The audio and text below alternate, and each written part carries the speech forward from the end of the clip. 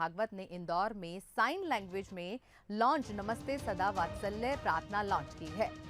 Sign language expert Gyanendra पुरोहित और मोनिका पुरोहित ने संघ प्रमुख से जो है इस मुतालिक मुलाकात भी की है। इस दौरान देश में मुख बधिर थाने खोलने पर भी चर्चा हुई है। आपको बता दें दर्शकों कि फिलहाल इंदौर में देश का एकमात्र मुख बधिर थाना भी है। संघ प्रमुख मोहन भागवत 2 दिवसीय इंदौर दौरे पर है और इस दौरान उन्होंने सामाजिक संस्थाओं में काम करने वाले तमाम प्रबुद्ध जनों से भी मुलाकात की है। सबसे महत्वपूर्ण बात यह है कि संघ की जो प्रार्थना है नमस्ते सदा वत्सले, उसे साइन लैंग्वेज में उन्होंने लॉन्च किया। इस वक्त हमारे साथ में आनंद मुख बधिर संस्थान के मोनिका पुरोहित जी और जो है वो ज्ञानेंद्र पुरोहित जी इस वक्त हमारे साथ मौजूद है और उन्होंने ही इस विशेष गीत को साइन लैंग्वेज में तैयार किया। आखिर कैसा ये गीत है ज्ञानेंद्र जी, आपसे जानेंगे किस तरीके का ये गीत है और मोहन भागवत जी ने इसको लॉन्च किया उस वक्त किस तरीके से आपकी बातचीत हुई?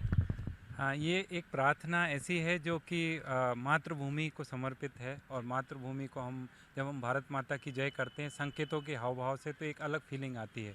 तो ये प्रार्थना का हमारा मूल ये इच्छा थी कि इसको हमारे जो हमारे राष्ट्रीय स्वयंसेवक संघ के प्रमुख हैं परम पूजनीय श्री मोहन भागवत जी के कर कमलों से इसका उद्घाटन हो, शुभारंभ हो और आज वो सपना पूरा हुआ और हिंदुस्तान के 78 लाख से ज़्यादा मूक बधिर जो हैं वो अब संकेतों के हाव भाव में इस प्रार्थना को गाएंगे। और अंतर्राष्ट्रीय बधिर सप्ताह का चल रहा है, प्रारंभ हुआ है और उसकी इस तरह से प्रार्थना से लॉन्चिंग हुई है। ये हमारे लिए बहुत हर्ष का विषय। मोनिका जी, आपकी भी बात हुई है, मूक बधिरों को उत्थान को लेकर किस तरीके की चर्चाएं आपकी भागवत जी से हुई? जी, परम श्रद्धेय भागवत सर से मैंने इस विषय से बात करी कि इंदौर में जो पहला मूक बधिर और दिव्यांग फ्रेंडली जो थाना, यहाँ पर कई ऐसी घटनाएं आती जिसमें मूक बधिर और मानसिक दिव्यांग बच्चियों के साथ में यौन शोषण होता है और ये व्यवस्था सिर्फ अभी तक इंदौर पुलिस और मध्य प्रदेश पुलिस के द्वारा ही संचालित हो रही है। तो हमने यही विषय उठाया है कि ऐसी जो एक हेल्प डेस्क या एक थाना ऐसा सभी राज्यों में या तो उनके कैपिटल पे, राजधानी में या संभाग स्तर पे ऐसा चिन्हित कर दिया जाए तो इस थाने पर भी प्रेशर कम हो जाएगा इस तरह के केसेस का।